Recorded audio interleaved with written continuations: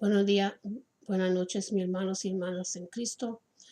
Todos los días me levanto a las 1:30 de la mañana para preparar un mensaje, lo envío a las 3 de la mañana.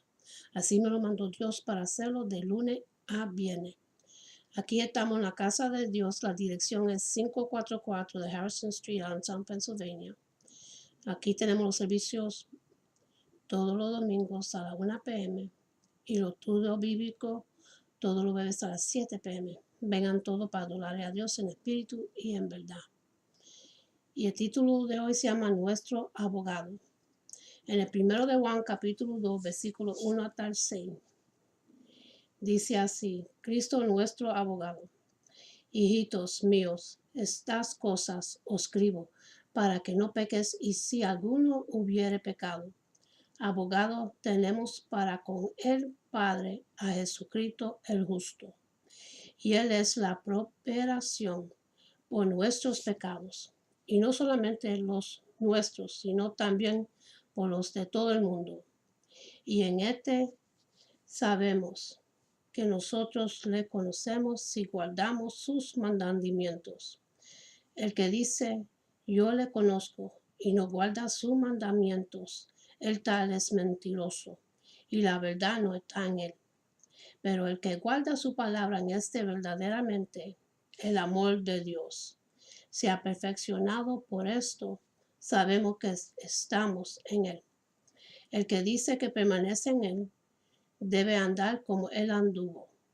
Un abogado es aquel que ha sido llamado por las partes afectadas para que defiendan su derecho, cualquiera sea el conflicto que tenga que enfrentar. Un abogado es alguien encargado de ayudar a su cliente delante del juez. Su tarea sería bregar con todos sus argumentos hasta demostrar la inocencia de su defendido. No siempre los abogados ganan los casos. Es más, siempre habrá un abogado ganador y uno perdedor, a menos que lleguen a ciertas concesiones. Por otro lado, algunos abogados se han ganado la fama de ser tramposos y buscar subterfugios para ganar sus casos. ¿Qué opinión nos merece Jesús como nuestro abogado? ¿Cuáles son sus cualidades? Bueno, lo primero que nos dice el texto es que tenemos un abogado para con el Padre, a Jesucristo el justo. Con semejante calificación ya damos por sentado como sería nuestra defensa delante del trono de Dios. Jesucristo está acreditado por el Padre para defender la causa de los pecadores, no delante de un juicio terrenal, sino del celestial, en el trono de gracia. La defensa de Jesús no es contra la acusación del pecado, de donde Satanás su primer acusador, y la ley de Dios su condenatorio.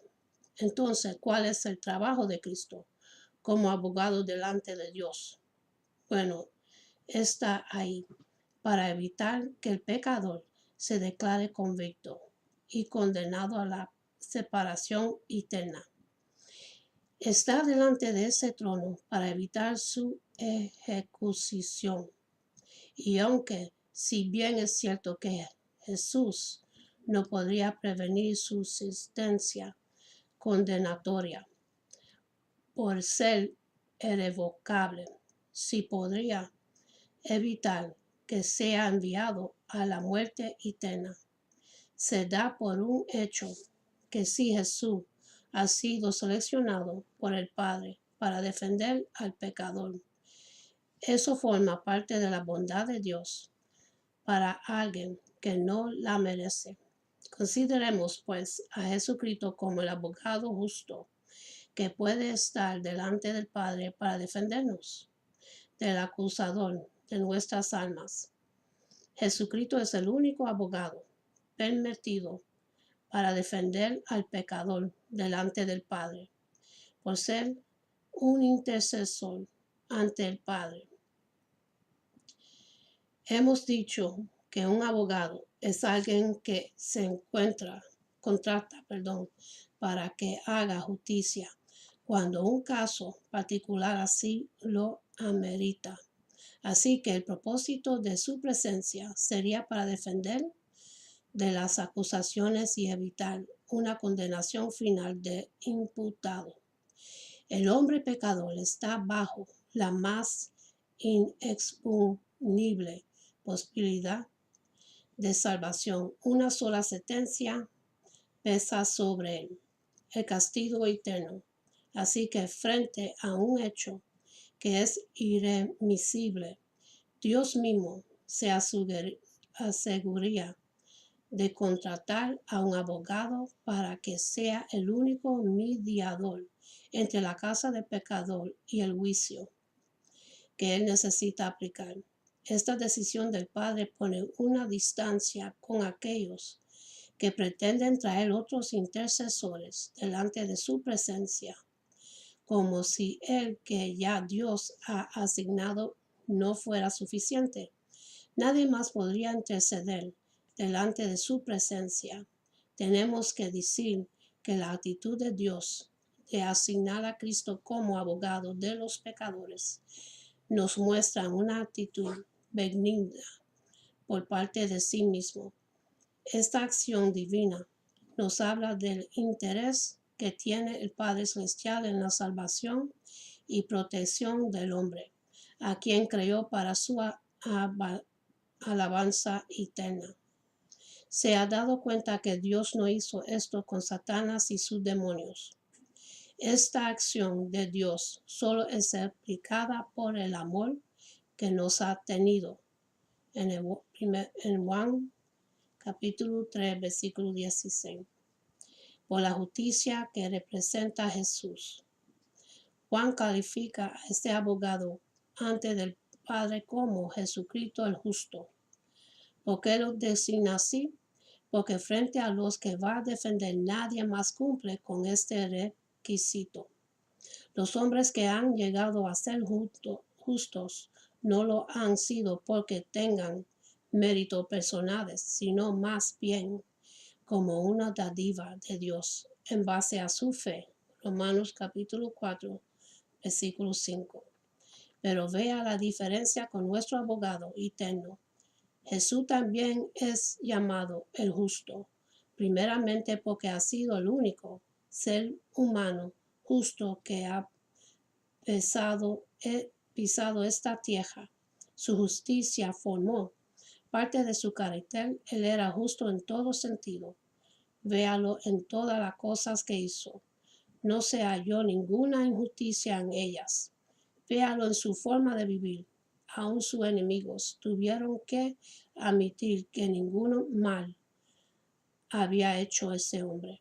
Sus palabras fueron reconocidas con autoridad y provenientes del cielo. Por lo tanto, Jesús cualifica como el único justo que puede ser aceptado delante de Dios. En todo estuvo sumiso al Padre y manifestó su luz y amor al mundo a través de su justicia. Y por esa justicia aceptada por el Padre, Jesucristo gobernará como rey con los pecadores, justificados en su reino. Viéndolo Isaías capítulo 32, versículo 1 y capítulo 11, versículo 5. Por su sacrificio por todos los pecadores. Juan comienza este capítulo con dos declaraciones en torno al pecador. Esta cosa os escribo para que no pequéis, y si alguno hubiere pecado, y por esta realidad del pecado es que se presenta un intercesor delante de Dios. Ahora bien, la razón por la cual el Padre cualifica a Jesús para ser su abogado es por lo que él hizo algo que ningún abogado terrenal hará por sus defendidos, morir por cada uno de ellos. Entonces, ¿qué significa la apropiación hecha por Jesús en relación con nuestros pecados? Pues que Jesucristo hizo el sacrificio que satisfizo al Padre Celestial. ¿Quién tenía que quedar satisfecho?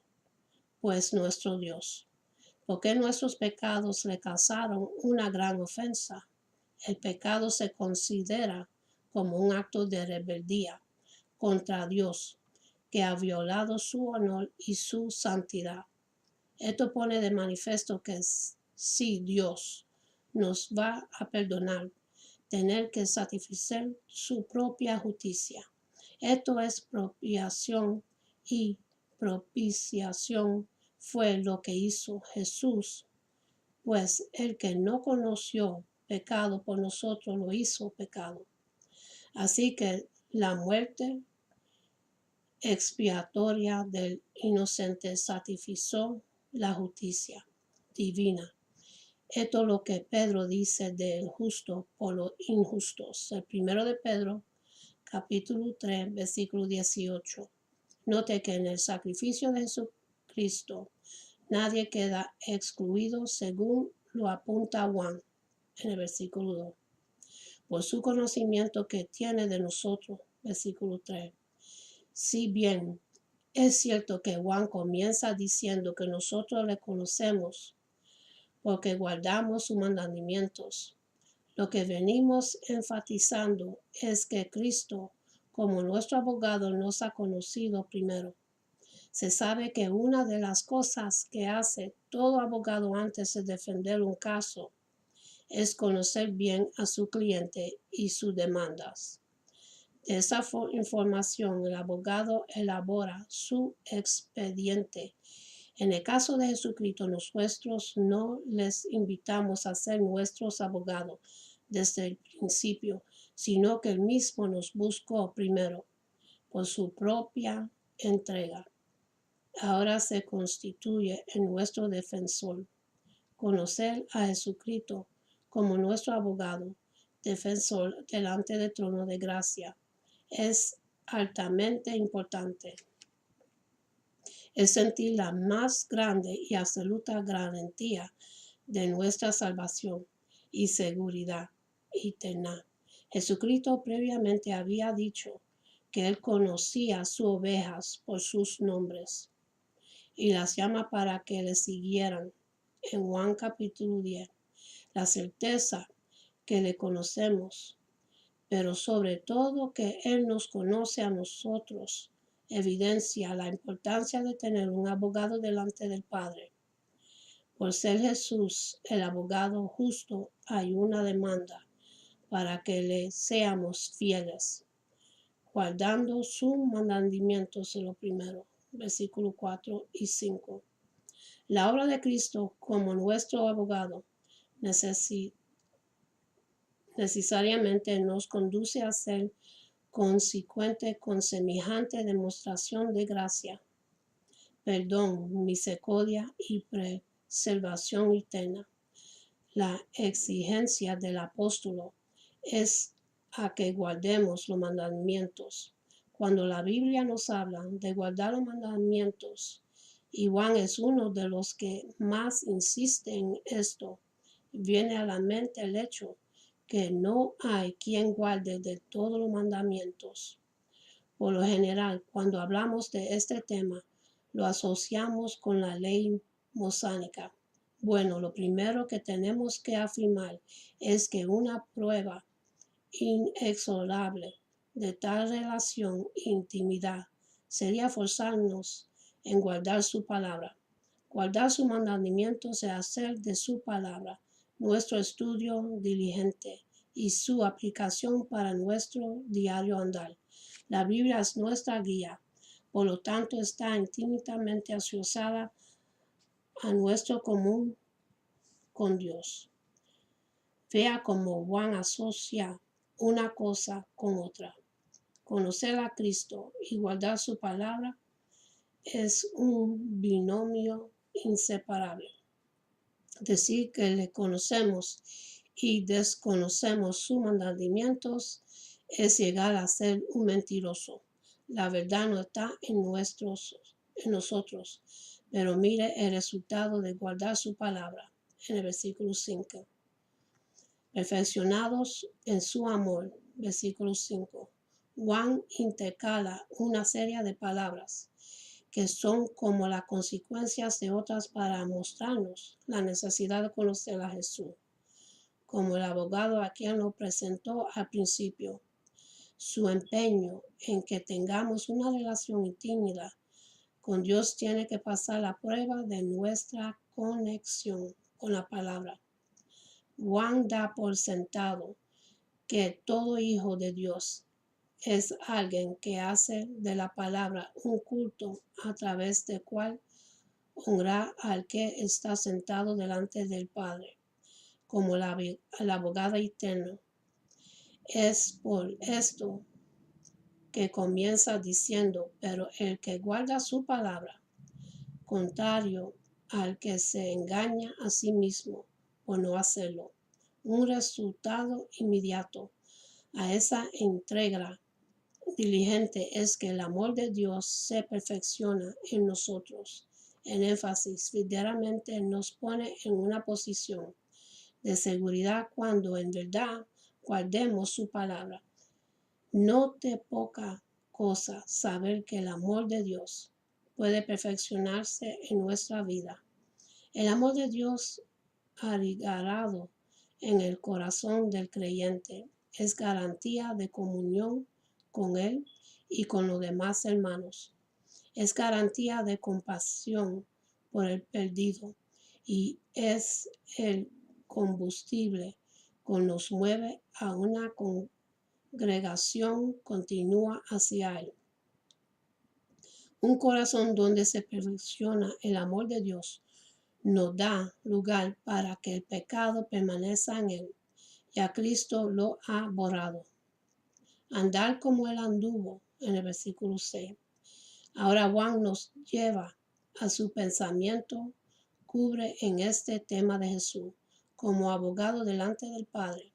La oración, el que dice que permanece en él, es un condicional que plantea una demanda muy grande en cada seguidor de Cristo, andar como él anduvo. Pero, ¿qué significa este mandamiento para cada seguidor de Cristo? Por supuesto que la idea del texto no es exigirnos que caminemos sobre el mal como él lo hizo, sino impartarlo en su diario caminar que tuvo con su Padre Celestial. Es vivir en el poder espiritual que de él salía por su relación íntima con su Padre. Es vivir una vida de obediencia, haciendo su voluntad, aun en los momentos más difíciles, como aquel cuando se enfrentó a la decisión del Getsemaní.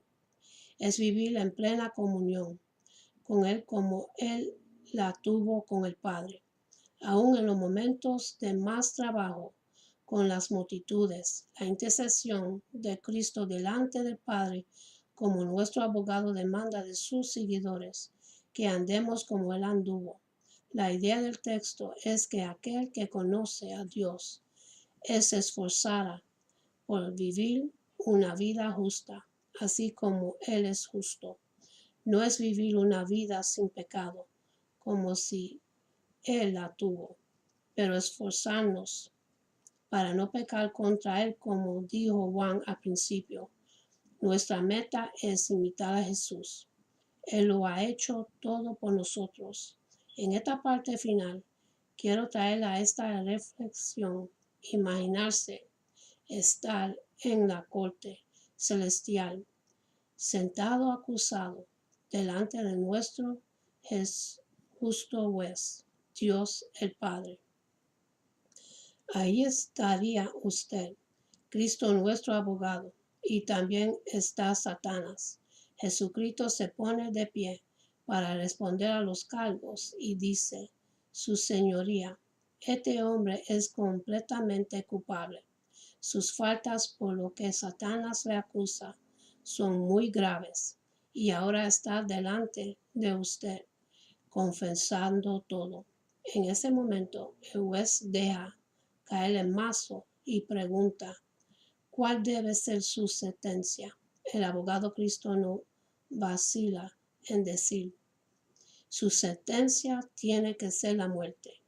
Lo único que merece es la ira de este tribunal. Frente a esta seria acusación, Satanás está disfrutando al ver cómo los que están en ese tribunal se miran culpables y sin mucha esperanza. Sin embargo, ahí no se ha decidido todo. Así que todos están atentos a los movimientos del abogado, a quien lo ven acercarse al juez. Cuando está delante del juez, dice el juez: este hombre me pertenece, yo pagué por él, yo llevo el castigo y la ira que él merece. En ese momento, otra vez suena el mazo y la voz del juez retumba en la sala. Aunque este hombre es culpable de los cargos, su castigo ha sido cumplido. Mi abogado cumplió en su totalidad su castigo. El acusador se retuerce y protesta y pide por lo menos una libertad condicional, pero la sentencia es absolutoria al final. El juez entrega al hombre absoluto en manos del abogado para que le cuide y sentencia. Caso cerrado. Amados, nuestra salvación tiene un precio muy alto. Cristo cambió la sentencia del juez. Seamos fieles a nuestro abogado y justo. Y con esto termino. Y ahora, para los que quieren recibir a Jesucristo como su Señor y su Rey en su corazón, su Dios, para que su nombre esté escrito en el libro de la vida y para que pueda recibir la bendición y la promesa que Dios nos da para tener la vida eterna con Él en los cielos. Vamos a hacer la oración de salvación. Repítenla conmigo. Dice así: Padre Celestial, en el nombre de Jesús, yo me arrepiento de mis pecados y abro mi corazón para que Jesús venga dentro de mí. Jesús, tú eres mi Señor y Salvador. Creo que moriste por mis pecados y se levantó de los muertos. Lléname con tu Espíritu Santo. Gracias, Padre, por salvarme. En el nombre de Jesús. Amén. Y ahora vamos a empezar con la oración, con el Padre nuestro. Padre nuestro que está en los cielos, santificado sea tu nombre. Venga tu reino. Hágase tu voluntad en la tierra como en el cielo. Danos hoy el pan de este día y perdona nuestras deudas, como nosotros perdonamos nuestros deudores. Y no nos dejes caer en la tentación, sino que líbranos del malo. Amén. Y ahora vamos a hacer la oración para los enfermos. Oh Padre Santo, Dios de Abraham y Dios de Israel. Oh Padre mío y Señor mío, vengo, mi Dios, delante de ti para pedir tu ayuda, tu misericordia, que es infinita, y tu amor. En tu nombre, mi Dios, envío tu palabra, la cual jamás regresa vacía, porque hará lo que tú dices en ella y lo consumirá. Porque tú eres altísimo sobre la tierra y toda la creación, y está tu palabra ahora mismo, que yo estoy enviando en el nombre que sobre todo nombre poderoso de Jesús de Nazaret. Así a todo enfermo, ya sea físico o espiritual, sabiendo y creyendo que tu palabra como espada afilada penetra así lo más profundo de lo que es enviada, y reconociendo, Padre, tu poder, y reconociendo, Padre, tu fidelidad, para que cada enfermo en este mundo sea sanado, sea restaurado. Hacemos un llamado de victoria y de sanación, declarando es hecho por el poder de tu Santo Espíritu, ahora mismo en todo lugar y a toda criatura hecha de tus manos, de tu creación, oh Padre mío. Declaramos santidad, Padre Santo, en el nombre de Jesús de Nazaret. Amén y amén. Unámonos, amados, en esta oración. La unción hace fuerza y es poderosa, dando gracias al Padre porque escucha siempre nuestras oraciones. Amén. Y ahora vamos a orar para el nieto de Cana. Dios mío, pon tu mano sobre él y sánalo, Padre, que sea completamente sano y restaurado. Restaurale todos los órganos de su cuerpo. Y cuando le den los análisis, que le salga para atrás negativo. Lo pido en el nombre de Jesús. También vamos a orar para una niña que se llama Génesis. Dios mío, pon tu mano sobre ella, sánale todos los órganos de su cuerpo, que ella quede completamente sana, que no padezca más de enfermedades ninguna. Restáurale los vocales, que ella pueda hablar claramente. Te lo pedimos en el nombre de Jesús.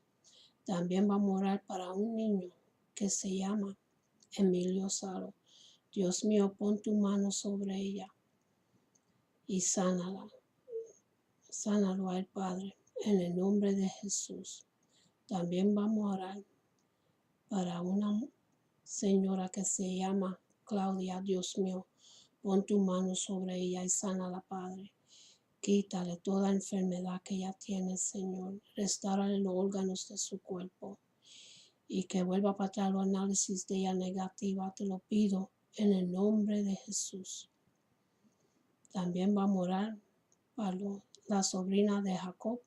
Que Dios ponga su mano sobre ella y la sane a ellas. Y que le restaure todos los órganos de su cuerpo y que queden completamente sanas. Y que le restaure los vocales de su sobrina, que ella pueda hablar claramente. Se lo pido en el nombre de Jesús. Amén. Y ahora oremos para los matrimonios que tienen conflicto. Dios mío, pon tu mano sobre los matrimonios. Ayúdalo, Padre, restaurale su relación. Que vuelvan a enamorarse más profundo cuando, en principio, cuando eran novios. Que ellos tengan ese amor, un amor agape que tú nos das, Padre. Y dale paz que sobrepasa todo entendimiento. Y también sánale los corazones de los hijos que sufren al ver los padres sufriendo. Restáurale la familia, que sean felices, que sepan el gozo y amor de Dios. Lo pido en el nombre de Jesús. También oremos para los que están en el vicio de droga y alcohol, que han sufrido en su vida, Padre, y han buscado refugio en el camino que no hay. Dios mío, ten misericordia sobre ellos y sánalo a ellos, Padre. Quítale y rómpale las cadenas de adicción a droga y alcohol, que eso es lo que hace destruir matrimonios, hogares y familias. Restáurale su cuerpo. Ayúdalo, Padre. Sánalo, Padre. Lo pido en el nombre de Jesús. También oremos para los que están en la cárcel y son inocentes y están ahí sirviendo años innecesariamente sin tener la culpa. Dios mío, tú eres nuestro juez en excelencia. Pon tu mano sobre ellos. Ábrele las sendas de la cárcel, dale un nuevo juicio, Padre, que sean liberados, que sean libres. Abre la puerta de las sendas como hiciste con Pablo y Silas y libéralo, Padre Santo, para que sean restaurados y unidos con sus familias y sus seres queridos y sus hijos. Lo pedimos en el nombre de Jesús. Amén. Y ahora vamos a hacer la oración y la promesa que Jehová se le dio a Aarón y a Moisés cuando estaban en el desierto. Y esto es para la bendición para su pueblo. Se consigue en el libro de Números, capítulo 6, versículo 24 hasta el 26, y dice así: Jehová te bendiga y te guarde. Jehová haga resplandecer su rostro sobre ti y tenga de ti misericordia.